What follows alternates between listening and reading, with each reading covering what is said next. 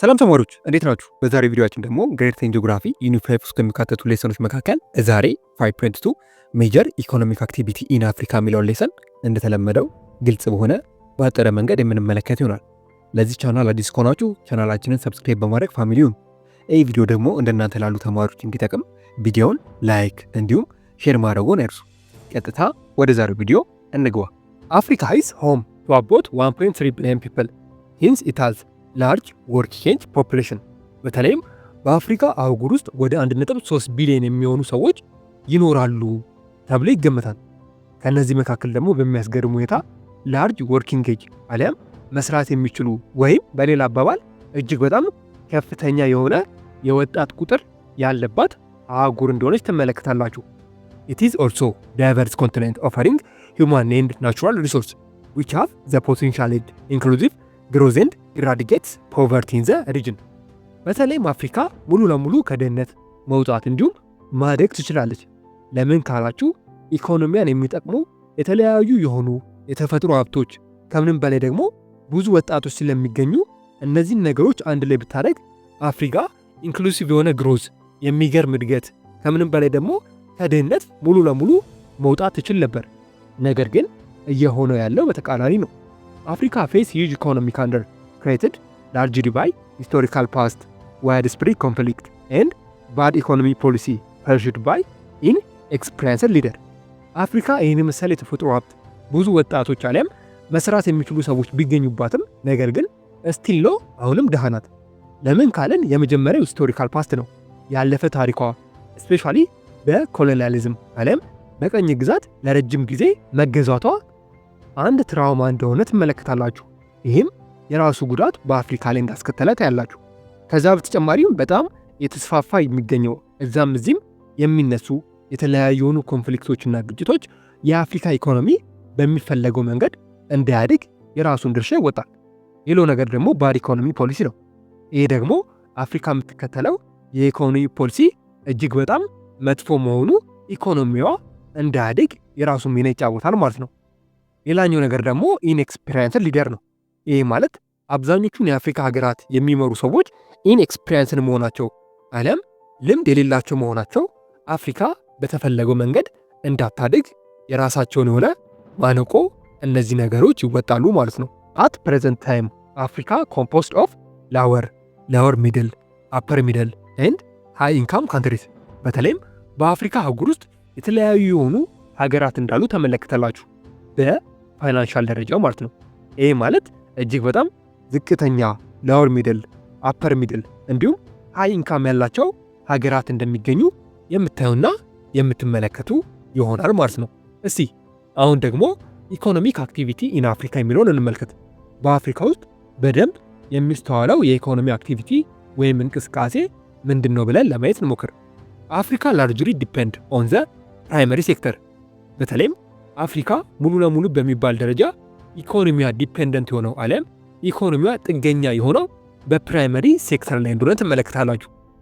ፕራይመሪ ሴክተር ማለት ምንድን ነው ብለን በምንመለከትበት ጊዜ ላይክ ዘ ኤክስትራክሽን ኦፍ ቤዚክ ናቹራል ሪሶርስ ትሩ ማይኒንግ፣ ፊሽንግ፣ አግሪካልቸር ኤንድ ፎረስተሪ። በተለይም ፕራይመሪ ሴክተር የምንላቸው የተለያዩ የሆኑ የተፈጥሮ ሀብቶች ማይኒንግ፣ ለምሳሌ የማዕድን ስራ፣ ስፔሻሊ የአሳ እርባታ፣ ግብርና ወይም አግሪካልቸር እንዲሁም የደን ልማት በፕራይመሪ የኢኮኖሚ ሴክተር ውስጥ እንደሚገቡ ታያላችሁ። ሶ አፍሪካ ኢኮኖሚያ እነዚህ ነገሮች ላይ ነው ዲፔንደንት ያደረገው አሊያም ጥገኛ የሆነው ማለት ነው። ነገር ግን እነዚህ ነገሮች እጅግ በጣም ሰፈራል ቻሌንጅ አሊያም ብዙ የሆኑ ማነቆች እንደሚገጥሟቸው የምታዩና የምትመለከቱ ይሆናል። እስቲ እነዚህ ነገሮች አንድ በአንድ ለመመልከት እንሞክር። ፕራይመሪ ሴክተር ውስጥ የሚገቡ የተለያዩ የሆኑ ነገሮችን ለማየት እንሞክር። ፕራይመሪ ሴክተር ውስጥ ከሚገኙ ነገሮች መካከል ስፔሻሊ አንደኛው አግሪካልቸር ነው ወይም ግብርና የምንለው ነገር ማለት ነው። አግሪካልቸር ኢዝ ባይ ፋር ዘ ሲንግል ሞስት ኢምፖርታንት ኢኮኖሚ አክቲቪቲ ኢን አፍሪካ። በተለይም በፕራይመሪ ሴክተር ውስጥ ከሚካተቱ የተለያዩ የሆኑ ነገሮች መካከል አግሪካልቸር አሊያም ግብርና ከምታስቡት በላይ ለአፍሪካ እጅግ በጣም ኢምፖርታንት ጠቃሚ የሆነ የኢኮኖሚ አክቲቪቲ እንደሆነ የምታዩና የምትመለከቱ ይሆናል። ኢት ፕሮቫይድ ኤምፕሎይመንት ፎር አባውት 2/3 ኦፍ ዘ ኮንቲነንት ወርኪንግ ፖፑሌሽን ኤንድ contribute of average 30-60% gross domestic product or GDP and about 30% of the value of export to each country። ይህ ማለት በተለይም የአፍሪካን አህጉር የስራ ዕድል 2/3 የሚሆነውን ብቻውን የግብርና ሴክተሩ እንደሚሸፍን ታያላችሁ። ከዛ በተጨማሪ ደግሞ በአማካይ ከ30% እስከ 60% የሚሆነውን የሀገር ውስጥ ምርት አሊያም ጂዲፒ አግሪካልቸር ነው የሚሸፍነው። ሌላው ነገር ደግሞ 30% የሚሆነው አፍሪካ ወደ ተለያዩ ሀገራት የምልኳቸው ኤክስፖርቶች የግብርና ምርቶች እንደሆኑ ታያላችሁ ማለት ነው። ለዚህ ነው አግሪካልቸር ስፔሻሊ ለአፍሪካ ዋነኛ የሆነ የኢኮኖሚ አክቲቪቲ እንደሆነ የምታዩት ማለት ነው። ሞስት አግሪካልቸር ኢን አፍሪካ ኢዝ ሬንፊድ። በተለይም በአብዛኛው የአፍሪካ ሀገር ውስጥ ስፔሻሊ ግብርና ወይም አግሪካልቸር የሚባሉ ነገር ዝናብ ላይ ዲፔንደንት ያደረገ ነገር ነው። ዝናብ ላይ ዲፔንደንት ያደረገ አሊያም ዝናብ ላይ ጥገኛ የሆነ ነገር ነው። ይሄ ነገር ደግሞ አፍሪካ በየዓመቱ ከግብርና የምታገኘው ምርት እየቀነሰባት ይሄዳል። ለምን ካልን አብዛኞቹ የአፍሪካ ሀገራት ስፔሻሊ የግብርና ሴክተራቸው ሙሉ ለሙሉ በሚባል ደረጃ ዝናብ ላይ ጥገኛ ስለሆነ ማለት ነው። አሁን ግን ስፔሻሊ ኢሪጌሽን የበጋ መስኖ እየተጀመረ ስለሆነ የተሻለ አውትፑት አሊያም የተሻለ ምርት እየተገኘ እንደሆነ የምታዩና የምትመለከቱ ይሆናል ማለት ነው። ሁለተኛው ነገር ደግሞ ፕራይመሪ ሴክተር ውስጥ የሚገኘው ማይኒንግ ነው። ማይኒንግ ኢዝ ዋን ኦፍ ዘ ሜጀር ኢኮኖሚክ አክቲቪቲ ኢን አፍሪካ። ከግብርና ቀጥሎ ስፔሻሊ ማይኒንግ ለአፍሪካ ዋና የሆነ የኢኮኖሚ አክቲቪቲ እንደሆነ ትመለከታላችሁ። አፍሪካ ሃዝ ሂውጅ ሚነራል ሪሶርስ። በተለይም አፍሪካ በሚነራል አሊያም በማዕድን የምትታማ አህጉር አይደለችም። እጅግ በጣም ከፍተኛ የሆነ የማዕድን ጥርቅም አሊያም የተፈጥሮ ሀብት እንዳላት ትመለከታላችሁ። በዚህም አፍሪካ ሚነራል ዌልዝ ኤንድ ዘ ግሎባል ዲማንድ ሚነራል ሪሶርስ ስፔሻሊ አብዛኛው ዓለማችን የሚፈልጋቸው የተለያዩ የሆኑ ሚነራሎች ስፔሻሊ በአፍሪካ ውስጥ እንደሚገኙ የምታዩና የምትመለከቱ ናል። ከነዚህ መካከል ኮፐር፣ ጎልድ፣ ፕላቲኒየም እና ዳይመንድ እንዲሁም ሌሎችን ጨምሮ ስፔሻሊ በአብዛኛው አፍሪካ ውስጥ እንደሚገኙ ታያላችሁ። ዘ ማይኒንግ ሴክተር አክቲቭሊ ኦፕሬት ኢን አፍሪካ። በተለይም ከግብርና ቀጥሎ የማይኒንግ ሴክተሩ አሊያም የማዕድን ሴክተሩ እጅግ በጣም አክቲቭ እንደሆነና በደንብ አድርጎ የአፍሪካን ኢኮኖሚ ሰፖርት የሚያደርግ የፕራይመሪ ሴክተር አንዱ የኢኮኖሚ አክቲቪቲ እንደሆነ የምታዩና የምትመለከቱ ይሆናል ማለት ነው። ሶስተኛው ነገር ደግሞ ፎረስተሪ ነው አሊያም ደን ልማት ይባላል። አፍሪካ ኢዝ ሪች ፎረስት ኤንድ ውድላንድ። አፍሪካ ሃዝ 624 ሚሊዮን ሄክታር አንደር ፎረስት ኮምፕራይዝ 20.6% ላንድ ከቨር። በተለይም በአፍሪካ ውስጥ 624 ሚሊዮን የሚሆነው የመሬት ክፍል ሙሉ ለሙሉ በሚባል ደረጃ በደን የተሸፈነ ነው። ይሄ ማለት ከአፍሪካ የቆዳ ስፋት መካከል 20.6% የሚሆነው የአፍሪካ መሬት በደን የተሸፈነ እንደሆነ ታያላችሁ ወይም ትመለከታላችሁ ማለት ነው። ይሄ ደግሞ እጅግ በጣም ከፍተኛ ቁጥር ነው። ፎረስት ኤንድ ትሪ ሰፖርት መኒ አፍሪካን ናሽናል ኢኮኖሚክ ባይ ሰፕላይንግ ቫራይቲ ፕሮዳክት ኤንድ ሰርቪስ ቱ ሩራል ኤንድ አርበን ኮሚኒቲ። በተለይም ደን አሊያም ዛፎች ለአፍሪካ ኢኮኖሚ የራሳቸውን ሚና ይጫወታሉ። ስፔሻሊ የተለያዩ የሆኑ ማቴሪያሎች በእነዚህ ዛፎች አሊያም በእነዚህ ደኖች እየተሰራ ለገጠራማ አካባቢ ለሚኖሩ ሰዎች እንዲሁም ከተማ አካባቢ ለሚኖሩ የተለያዩ የሆኑ ኮሚኒቲዎች በማገዝ የራሳቸውን የሆነ ድርሻ እንደሚወጡ ታያላችሁ። ይሄ ማለት እንደምታውቁት በዛፍ የተለያዩ የሆኑ ቁሳቁሶች ይሰራላ። እነዚህ ቁሳቁሶች ገጠር ለሚኖሩና ከተማ ለሚኖሩ ኮሚኒቲዎች አሊያም ማህበረሰቦች እጅግ በጣም ጠቃሚ እንደሆኑ ታያላችሁ ማለት ነው። ኢን አዲሽን መኒ ዋይልድ ላይፍ ኤንድ ጌም ፓርክስ ኤንድ ፎረስት ኤሪያ። ከዛ በተጨማሪ አፍሪካ ውስጥ እጅግ በጣም ብዙ የሆኑ የዱር እንስሳት እንዳሉ ታያላችሁ። እነዚህ የዱር እንስሳትና ጌም ፓርኮች ይሄ ፎረስት ባይኖር አሊያም እነዚህ ደኖች ባይኖሩ ኖሮ እነዚህ ዋይልድ ላይፎችም እነዚህ የተለያዩ የሆኑ ጌም ፓርኮችና የተለያዩ የሆኑ ፓርኮች ስፔሻሊ አፍሪካ ውስጥ አይገኙም ማለት ነው። ስለዚህ የፎረስት ኤሪያው ስፔሻሊ ዋይልድ ላይፍም በአፍሪካ ውስጥ ብዙ እንዲገኙ የራሱ ሚና እንደሚጫወት ትመለከታላችሁ ማለት ነው። ሌላኛው ነገር የምናየው ደግሞ ፊሸሪ አሊያም የአሳ ሴክተሩን ነው። ፊሸሪ አር አን ኢንተግራል ፓርት ኦፍ ዘ ካልቸር ኤንድ ኢኮኖሚ ኦፍ አፍሪካ። በተለይም አሳ ማርባት፣ አሳ ማጥመድ የሚባለው ነገር አፍሪካ ውስጥ እንደ ባህል አሊያም እንደ ካልቸር እንደሆነ ትመለከታላችሁ። ፊሸሪ ፕሌይ ሲግኒፊካንት ኢኮኖሚ ኤንድ ኒውትሪሽናል ሮል ኢን ዘ ኮንቲኔንት። በተለይም የአሳ ሴክተሩ ስፔሻሊ ለአፍሪካ ኢኮኖሚ የራሱን የሆነ ትልቅ ኢኮኖሚክ ሰፖርት አሊያም ድጋፍ ያገኛል። ከዛም በተጨማሪ የራሱን የሆነ ኒውትሪሽናል ሮል አሊያም የተመጣጠነ ምግብ አፍሪካ እንድታገኝ የራሱን የሆነ ድርሻ ይወስዳል ማለት ነው። The sector contribute to food and nutrition security and provide job in particular for coastal population which are often among the poorest and most vulnerable። የአሳ ሴክተሩ ስፔሻሊ ለምግብነት እንዲሁም ለኒውትሪሽን ሴኩሪቲ በደንብ አድርጎ እንደሚያገለግል ለስራ እድል ፈጠራም የራሱን የሆነ ከፍተኛ ድርሻ እንደሚወስድ ያላችሁ። ከዛም በተጨማሪ በተለይም ኮስታል አካባቢ የሚገኙ የተለያዩ የሆኑ ማህበረሰቦች ማለትም የባህር ዳርቻ ላይ አካባቢ የሚገኙ የተለያዩ ህዝቦች ስፔሻሊ ኢኮኖሚያቸውን ሙሉ ለሙሉ ቤዝ ያደረጉት ፊሸሪ ላይ እንደሆነ ትመለከታላችሁ። በተለይም ድሃ የሚባሉት ተጋላጭ ሰዎች ይህን ነገር በደንብ አድርገው እንደሚሰሩትና በደንብ አድርጎም እሱም የፊሸሪ ሴክተሩ እንደሚጠቅማቸው የምታዩና የምትመለከቱ ይሆናል ማለት ነው። ይህን ነገር አነሳን እንጂ ስፔሻሊ ቪዲዮን ስላቋረጥኩባችሁ በጣም ይቅርታ። ግን ይህን ቻናል እስካሁን ድረስ ሰብስክራይብ አላደርጋችሁ ሰብስክራይብ አድርጉ። ይህን ቪዲዮንም እስካሁን ላይክ አላደርጋችሁትም፣ ስለዚህ ላይክ አድርጉ አድርጉ እንጂ። እሺ ስላደረጋችሁ እናመሰግናለን። ቀጥታ ወደ ቪዲዮ እንመለስ። እነዚህ ፕራይመሪ ሴክተሮች የራሳቸው የሆነ ቻሌንጅ አሊያም የተለያዩ የሆኑ ተግዳሮቶችና ችግሮች ይገጥማቸዋል።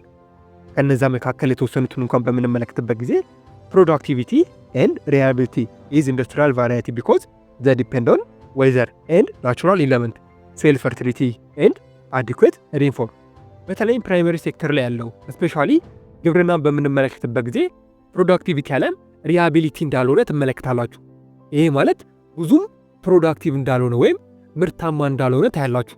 ለምን ካልን ቅድም እንደተመለከት ነው ግብርና ሙሉ ለሙሉ በሚባል ደረጃ ዲፔንደንት የሆነው ዝናብ ላይ እንደሆነ ታያላችሁ።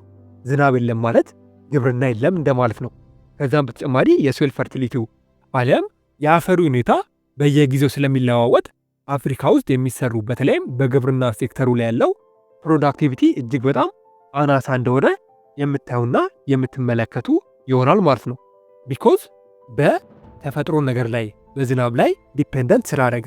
ሁለተኛው ችግር ደግሞ ፕሮዳክት ኦፍ ዘ ናቹራል ኢንቫይሮንመንት አር ኤልሶ ዲፔንደንት አፖን ኤክስቼንጅ ሬት። በፕራይመሪ ሴክተር ውስጥ ኢንጌጅ የሚያደርጉ አሊያም የሚሰሩ የተለያዩ ሰራተኞች ስፔሻሊ የሚከፈላቸው ብር እጅግ በጣም አነስተኛ እንደሆነ ታያላችሁ። ይህም የፕራይመሪ ሴክተሩ አንዱ ማነቆ እንደሆነ የምትመለከቱ ይሆናል። ሌላኛው ነገር ደግሞ ሙቪንግ አውት ኦፍ ዘ ፕራይመሪ ሴክተር ኢንቱ ዘ ሰከንዳሪ ሴክተር ኢን ዘ ሃርደስ ኦፍ ሙቭ ገቨርንመንት ሜይ ኖት ሃቭ ኢነፍ መኒ ፎር ኢንቨስትመንት ኢን ዘ ማኒፋክቸሪንግ ሴክተር። ይህ ማለት ደግሞ ስፔሻሊ ፕራይመሪ ሴክተሩ ወደ ሰከንዳሪ ሴክተሩ እንዳልተሸጋገረ ትመለከታላችሁ። ይህም እጅግ በጣም ከፍተኛ የሆነ ጫና ፕራይመሪ ሴክተር ላይ እንዲኖር አፍሪካም የተሻለ ነገር እንዳታገኝ አድርጓት ነበር።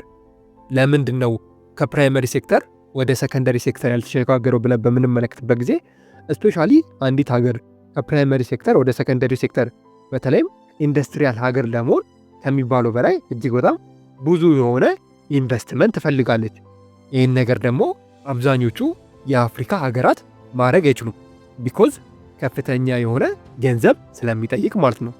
ሶ እነዚህ ነገሮች የፕራይመሪ ሴክተር ቻሌንጅ አሊያም ተግዳሮቶች ናቸው ተብሎ ይጠቀሳሉ ማለት ነው። ፕራይመሪ ሴክተሩን በዚህ መልክ ካየን አሁን ደግሞ ሰከንዳሪ ሴክተር በአፍሪካ ውስጥ ምን እንደሚመስል እንመልከት። The sector is made up of activity that process basic material obtained by primary sector and turn them into the new good and product። ሰከንዳሪ ሴክተር የሚባለው የኢኮኖሚ አክቲቪቲ ስፔሻሊ ከፕራይመሪ ሴክተሩ የተለያዩ የሆኑ ሮ ማቴሪያሎችን በመውሰድ በኢንዱስትሪ ውስጥ አለ በማኒፋክቸር ውስጥ የራሱን ቫሊዩ አድ በማድረግ የተለያዩ የሆኑ ፋይናል ፊኒሽ ጉዶች እንዲሁም የተለያዩ የሆኑ ጉድና ፕሮዳክቶች የሚመረቱበት ሴክተር ሰከንዳሪ ሴክተር እየተባለ ይጠራል። ይህ ማለት በአጭሩ ለምሳሌ ፕራይመሪ ሴክተር ላይ ስንዴ ተመርቷል እንበል። ሶ ያ ስንዴ ስፔሻሊ ወደ ሰከንዳሪ ሴክተር በሚያልፍበት ጊዜ ስንዴ ምን ሆኖ ሊወጣ ይችላል? ለምሳሌ እንደ ፓስታ ሆኖ ሊወጣ ይችላል። አሊያም ዳቦ ማድጋችሁ ልታወጡ ትችላላችሁ። ሶ ከፕራይመሪ ሴክተር የተቀበለውን የተለያዩ የሆኑ ሮ ማቴሪያሎች፣ የግብርና ፕሮዳክቶች በኢንዱስትሪ ውስጥ አስገብቶ አዲስ የሆነ ጉድና ፕሮዳክት የሚመረትበት የኢኮኖሚ አክቲቪቲ ሰከንደሪ ሴክተር እየተባለ ይጠራል ማለት ነው። አን ኤግዛምፕል ኩድ ቢ ኮፐር ኦሪ ትራንስፎርም ኢንቱ ኤሌክትሪክ ኬብል። ለምሳሌ ኮፐር አለ።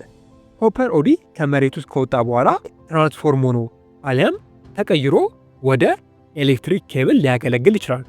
ኮፐር መጀመሪያ ፕራይመሪ ውስጥ አሊያም ማይኒንግ ውስጥ የሚገኝ ነበር፣ ፕራይመሪ ሴክተር ውስጥ የሚገኝ ነው። ነገር ግን ኤሌክትሪክ ኬብል በሚሆንበት ጊዜ ያው ኮፐር ወደ ኢንዱስትሪ ገብቶ ነው ኤሌክትሪክ ኬብል የሚሆነው። አዲስ የሆነ ፕሮዳክት አገኘን እንደማለት ነው።